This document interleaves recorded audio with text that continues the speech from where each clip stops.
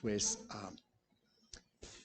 hoy es el primer domingo de una nueva serie que nos va a ayudar a apuntar a la Semana Santa, cuando celebramos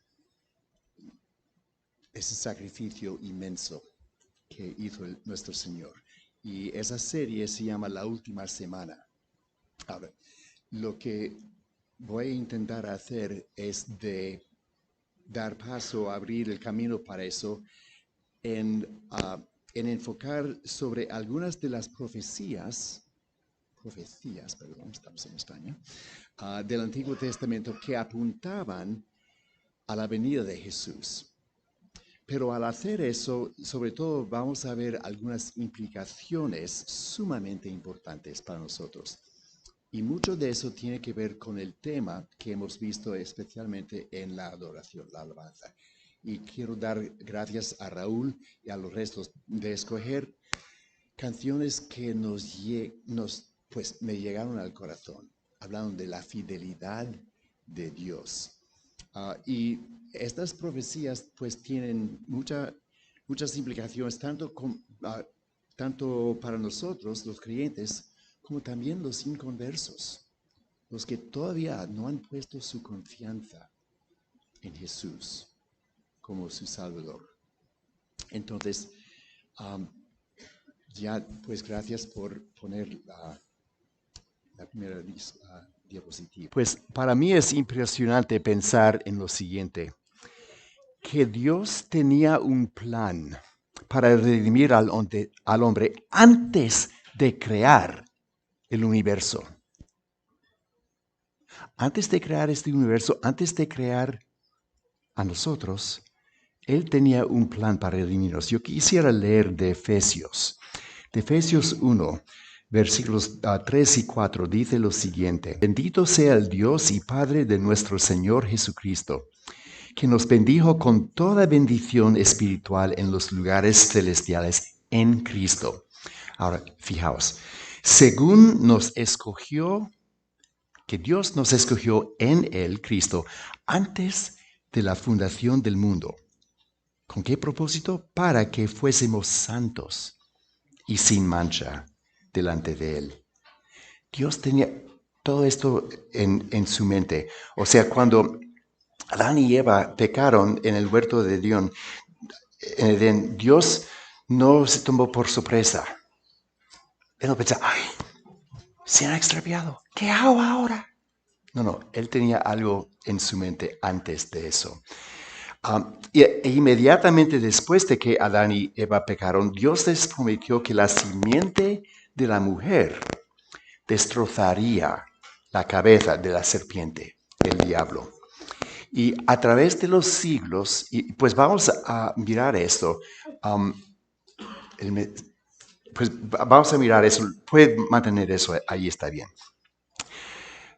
A través de los siglos, Dios le dio a su pueblo varias promesas que apuntaban cada vez más, con más precisión, quién sería ese Mesías, ese ungido, que en hebreo es Mesías, y en griego es Christos, de lo que sacamos la palabra Cristo, para que cuando llegara Israel, y por supuesto todo el mundo, podría comprobar la identidad del Mesías, el que les redimía del pecado en su primera venida y luego que establecería su reino eterno aquí en la tierra en su segunda venida. Ahora, esa segunda venida todavía no ha ocurrido, pero tenemos esa esperanza por el cumplimiento de estas profecías. Entonces, vamos a ver varias profecías del Antiguo Testamento que apuntan a Jesús como este Mesías prometido. Y así veremos la fidelidad de Dios, de la que hemos cantado, y también algunas implicaciones para nosotros los creyentes y también para los que no lo conocen todavía. Entonces, he puesto aquí una diana que se usa para el tiro. No tenemos las flechas, no tenemos nada aquí, entonces no hay que preocuparnos. Pero quisiera usar esto para identificar. ¿Podéis leer esto? La raza humana, allí en Génesis 3:15, y a propósito, hay algunos voluntarios por allí que tienen un papelito y cuando yo le indique, favor de levantarse de donde estés para poder levantar. Entonces, el Mesías, el ungido, vendría de la raza humana, que sería un hombre que muriera por nosotros. No un cabrito, no una oveja, no una vaca, no un toro, un ser humano. Entonces, Génesis 3:15, ¿quién lo tiene? No recuerdo. Y pondré enemistad entre ti y la mujer, y entre tu simiente y la simiente suya.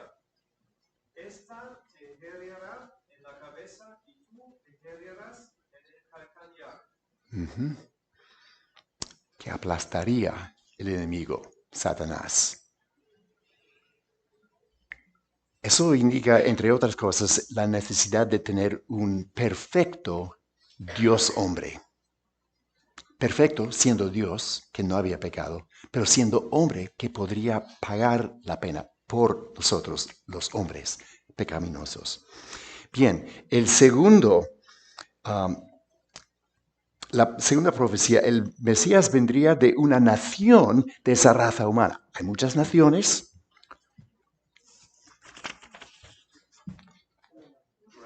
Abraham, pues está escrito aquí la versión antigua.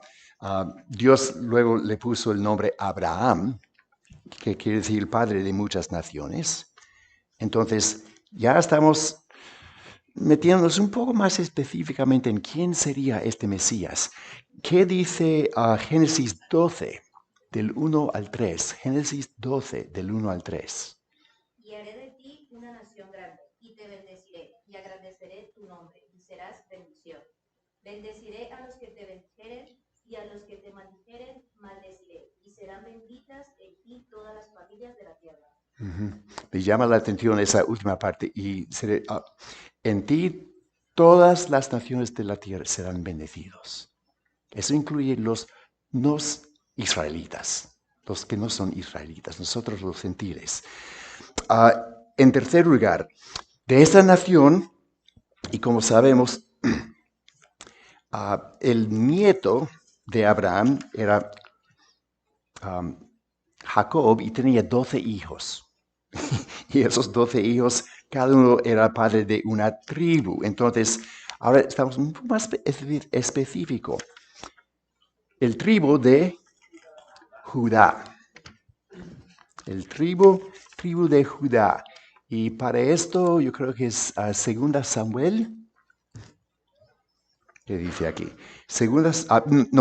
Génesis 49, versículo 10. ¿Quién lo tiene? No será quitado el reino de Judá ni el legislador entre sus hijos, hasta que venga Silo y a él se le congregarán los pueblos. Esto es cuando Jacob está a punto de morir y está bendiciendo a sus hijos, los 12, y Judá es el recipiente que el cetro, o sea, el reino, estará en tu familia por todo el tiempo. Entonces ya estamos un poco más apuntados a eso. Bien, entonces ya tenemos la tribu. Ahora, de esa tribu, una familia dentro de esa tribu, y es la familia de David. Y para esto sí llegamos a el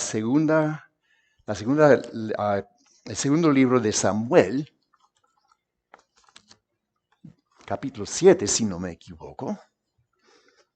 Sí, 7 del 12 al 13. ¿Quién tiene ese versículo? Y cuando tus días sean cumplidos y duermas con tus padres, yo levantaré después de ti a uno de tu linaje, el cual procederá de tus entrañas, y afirmaré su reino. Él edificará casa a mi nombre, y yo afirmaré para siempre el trono de su reino. Yo afirmaré para siempre. ¿Lo habéis oído? Su trono para la eternidad. Entonces ya estamos apuntados cada vez más. Bien, entonces de esa familia de David llegamos a un individuo de esa familia. Isaías, 7:14. ¿Qué dice ese versículo? Por tanto, el Señor mismo os dará señal. He aquí que la Virgen concebirá y dará un hijo y llamará su nombre Emmanuel. Y ese versículo está citado en Mateo 1.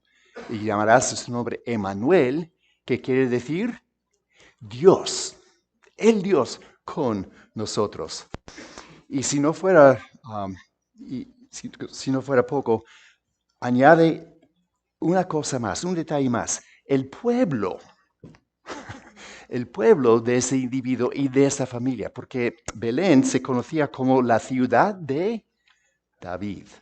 Entonces, estamos apuntados cada vez más.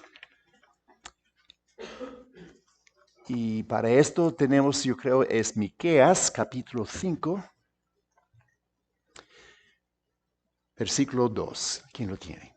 Pero tú, Belén Efrata, pequeña para estar entre las familias de Judá, de ti me saldrá el que será Señor en Israel. Y sus salidas son desde el principio, desde los días de la eternidad. Entonces, apuntado cada vez más a Jesús, nacido en Belén. Ahora, la Biblia tiene muchas más profecías y vamos a ver algunas más, algunas relacionadas con la niñez de Jesús. Entonces, si podemos pasar al próximo. El Antiguo Testamento hablaba de la masacre de los infantes en Belén después del nacimiento de Jesús, cuando Herodes se puso muy furioso y no quiso que ningún rey viniera. Entonces mató a todos. Jeremías 31, versículo 15. ¿Qué dice? Jeremías 31, 15. Así dice el Señor: voz fue oída en Ramá, llanto y lloro amargo. Raquel que lamenta por sus hijos, y no quiso ser consolada por sus hijos, porque perecieron. Gracias. Y como se ve en la pantalla, eso fue cumplido en Mateo capítulo 2, versículos 16 al 18. No vamos a leer eso, pero es algo muy interesante de Mateo, porque Mateo fue escrito con un público, lectores judíos, que conocían bien el Antiguo Testamento. Entonces, ellos entendían esto. Entonces, en el Evangelio según Mateo, muchas veces dice algo como, esto ocurrió para que se cumpliese lo que dijo el profeta tal y tal, y luego lo cita. Entonces vemos estos cumplimientos. Otro ejemplo, Jesús saldría de Egipto. Nació en Belén, pero salir de Egipto, ¿qué es eso? Oseas, capítulo 11, versículo 1, ¿qué dice? Oseas 11, versículo 1. ¿Alguien tiene eso? Ajá. De Egipto llamé a mi hijo, otra vez cumplido en Mateo capítulo 2. Otras profecías que tienen que ver con el ministerio de Jesús. Hemos visto la niñez, el nacimiento, la niñez, ahora el ministerio de Jesús. En primer lugar, el Mesías tendría un pregonero para prepararle el camino, anunciar su venida, que era Juan el Bautista. Y es mencionado, no por nombre, por cierto, pero por su oficio, en Isaías 40, versículo 3. ¿Qué dice? Voz que clama en el desierto, preparad camino al Señor, enderezad calzada en la soledad a nuestro Dios. Y esa profecía fue cumplida en Mateo 3, versículos del 1 al 3. El Mesías, en segundo lugar, el Mesías sanaría a muchos. Sanaría a muchos. Isaías 53, versículo 4, ¿qué dice? Ciertamente llevó él nuestras enfermedades y sufrió nuestros dolores, y nosotros le tuvimos por azotado, por herido de Dios y abatido. Esa profecía tiene dos sentidos. El sanamiento espiritual, pero también en Mateo, en Mateo también dice que esto también se refería al hecho de que Jesús sanaba a las personas. Un tercer ejemplo, el Mesías enseñaría por medio de parábolas, historias que eran representantes de alguna verdad y algunos podrían escuchar y entender y otros escuchaban, pero no entendían nada. Enseñaba por medio de parábolas. ¿Y qué dice Salmo 78, versículo 2? Salmo 78, versículo 2.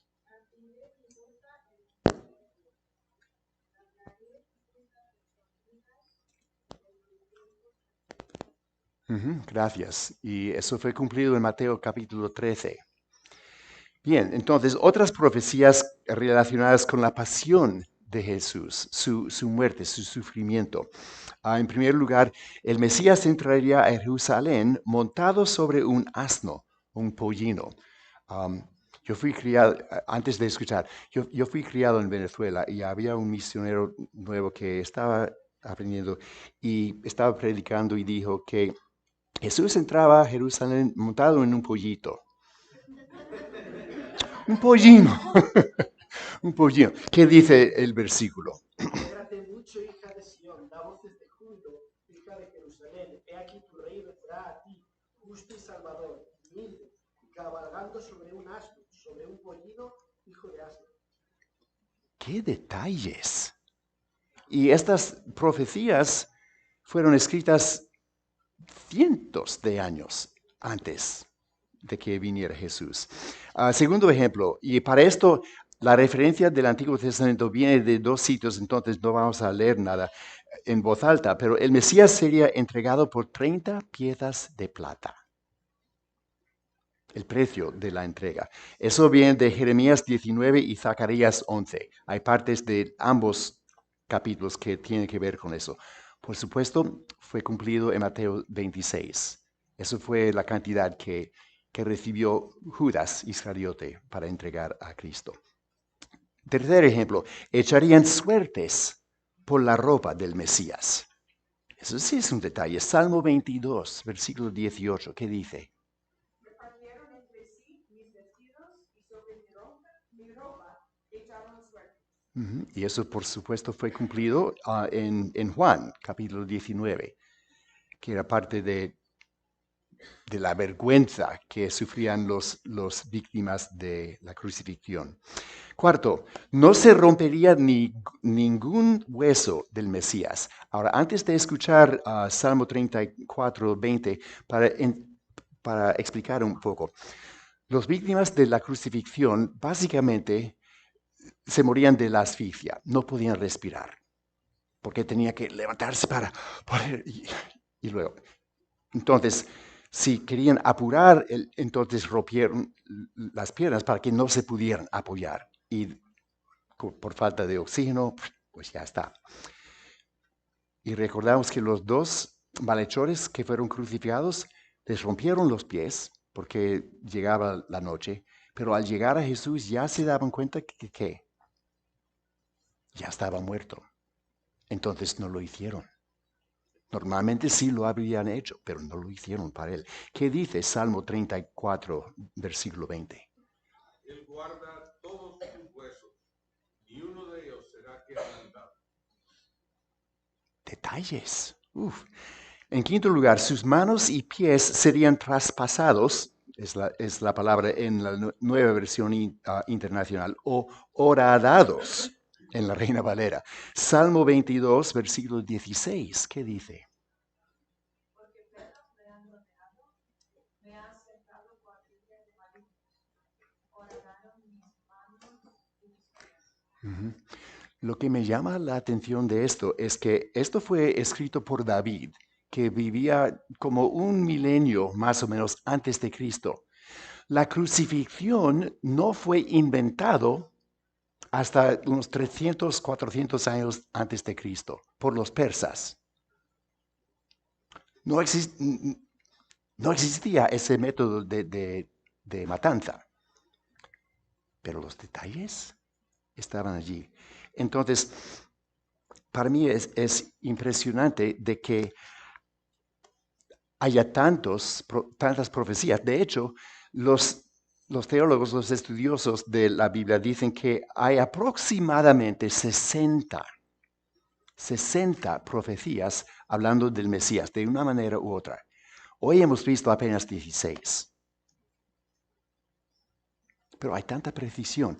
De hecho, hace varios años, un profesor de matemáticas, junto con sus alumnos universitarios, calcularon la probabilidad de que solamente 8 de estas profecías se cumplieran en una sola persona en toda la historia del mundo. La probabilidad es, y yo creo que lo tengo en el diapositiva siguiente, si no me equivoco. Ahí está. Hay un chance, ahora en castellano ni sé cómo decir esto. Yo puedo llegar a millones de millones, pero esto va más allá. Es la cifra 1 con 17 ceros, un chance en todo eso. La probabilidad de que todo esto ocurriera es solamente 8 y hay hasta 60 en una sola persona. A través de los siglos, Dios está apuntando cada vez más quién es su Mesías, quién es su ungido que va a venir y rescatarnos. Impresionante. Ahora, algunos dicen, ¿fue por la casualidad? No, de ninguna manera. Pues ahora, al ver estas profecías mesiánicas que se han cumplido en Jesucristo, uno podría pensar, ¿y qué? Otros, qué curiosidad. Otros, un poco más entusiasmados, qué guay, que todo eso se cumpliera. Pero si estas profecías no tienen relevancia actual para nosotros, no son nada menos que datos curiosos. Entonces, ¿qué tienen estas profecías que tienen que ver con nosotros hoy en día? Pues eso es lo que quiero que nos enfoquemos un poco. ¿Qué son? Bueno, hay muchas implicaciones, pero vamos a ver solamente 3. Número 1, si Dios ha sido tan fiel, y hemos cantado de eso, si Dios ha sido tan fiel en cumplir con sus promesas de enviarnos su Mesías, cumplirá también con otras promesas que nos afectan hoy en día. Por ejemplo, y doy un solo ejemplo, antes de ascender a los cielos, ¿qué dijo Jesús a sus discípulos? Y he aquí, yo estoy con vosotros todos los días hasta el fin del mundo. El hecho de que Dios está con nosotros, Emmanuel, es impresionante. Segunda implicación, si Dios ha cumplido con sus promesas para el pasado, como en la venida de Jesús, y del presente, es decir, su presencia con nosotros aún en las pruebas de la vida, y también cantamos de eso en la alabanza, cumplirá sus promesas para su segunda venida. Pues cumplió todo allí. Está seguro que va a ocurrir en el establecimiento de su reino en la tierra, y estaremos con él por toda la eternidad, los que hemos recibido su perdón por la fe. Y para esto, yo quisiera citar un salmo muy conocido, Salmo 23, pero poco a poco, para escuchar cuáles son las promesas que nos afectan hoy. Y hay algunos que todavía están en el futuro. Jehová es mi pastor, nada me faltará. En lugares de delicados pastos me hará descansar. Confortará mi alma. Me guiará por sendas de justicia por amor de su nombre. Y ahora viene la realidad. Aunque ande, bueno, uno podría decir, aunque ando, el indicativo, ¿qué dice? Vaya de sombra de muerte, no temeré mal alguno. ¿Por qué? Porque tú estarás conmigo, Dios con nosotros. Tu vara y tu cayado me infundirán aliento. Aderezas mesa delante de mí, en presencia de mis angustiadores. No me falta nada. unges mi cabeza con aceite. Mi copa está rebosando. No me falta para nada. Ciertamente, el bien y la misericordia me seguirán ¿por cuánto tiempo? Todos los días de mi vida. Y la última parte tiene la vista hacia adelante. Y en la casa de Jehová moraré por largos días. Eso por decir poco. La eternidad. Vamos a ver. La eternidad. Entonces, esta fidelidad de Dios es impresionante. Ahora, hay una tercera implicación. Y esta implicación es para los que todavía no han recibido por la fe ese perdón que Dios ofrece a través de Jesucristo. Si Dios cumple con todas sus promesas, eso incluye los que definen el destino final de los que no se han arrepentido de sus pecados y que no han recibido por la fe el perdón que Dios ofrece a través de este Mesías, Jesucristo. Yo no quiero que ninguno de vosotros oigáis estas palabras en Mateo capítulo 25. Y lo tenía marcado, pero aquí está. Mateo 25. Está hablando del juicio final. Mateo 25, versículo 41. Entonces, Jesús está hablando. Entonces dirá también a los de la izquierda, apartaos de mí, malditos, al fuego eterno, preparado para el diablo y sus ángeles. Ese es el destino final de los que no han creído. La muerte bíblicamente es la separación. La muerte física, la separación de nuestros cuerpos y nuestras almas. La muerte espiritual es la separación de nosotros, los seres humanos, separados de Dios. El peor castigo que podría haber. Y muchos al pensar en el infierno dicen, ¡ay, qué Dios tan vengativo! Piensan esos cristianos. ¡Qué malo es! Si leemos la palabra de Dios detenidamente, vemos que Dios tiene el corazón lleno de deseo de conocernos, que nos arrepentimos. Gracias, se me escapó el subjuntivo de eso. Escucha estas invitaciones de Dios para el que no le conoce. ¿Okay? Para los que todavía no se han arrepentido de sus pecados. Y fijaos en el amor y la ternura que está expresando aquí. Yo voy a comenzar con Apocalipsis 3:20. He aquí, yo estoy a la puerta y llamo. Jesús hablando.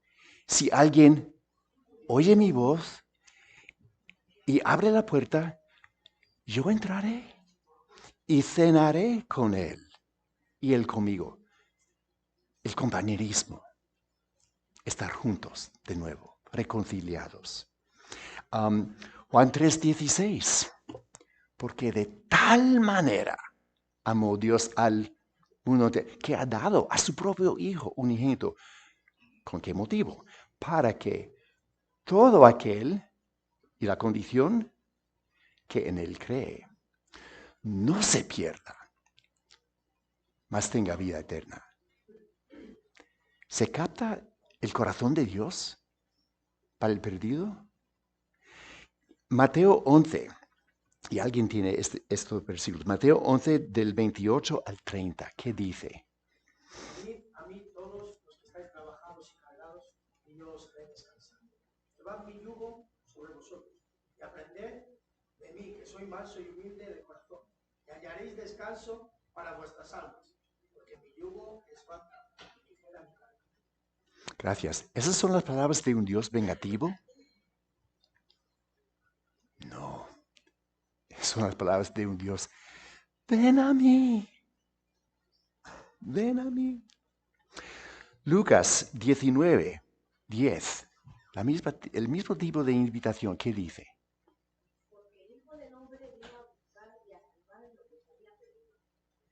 Lo que se había perdido, la moneda perdida, la oveja perdida, el hijo perdido.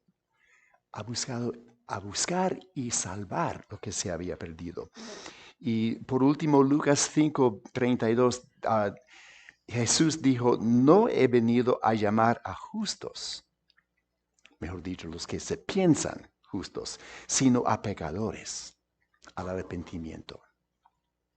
Entonces, estas profecías tienen importancia, enfocan directamente a quién es nuestro Salvador, Jesucristo, pero en hacer eso destaca la fidelidad de nuestro Dios, tanto en el pasado como en nuestra existencia ahora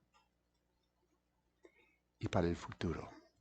Entonces, si hay alguien aquí que todavía no han puesto su fe, su confianza total en Cristo, que lo haga hoy, que lo haga hoy. Dios está esperando, las puertas están abiertas. Pero hay que responder, tenemos que arrepentirnos de nuestro pecado y recibir por la fe el sacrificio perfecto que Jesús obró en la cruz. Es tan importante. Oremos. Dios, tú sí eres grande. Tu amor es infinito. Hemos cantado de eso, hemos leído de eso. Que cada uno de nosotros podamos recibir de corazón lo que tú has hecho por nosotros. Gracias porque podemos confiar en ti en cualquier situación. Que tú tomes tu palabra y que la apliques a cada corazón aquí. En el nombre de Jesús. Amén.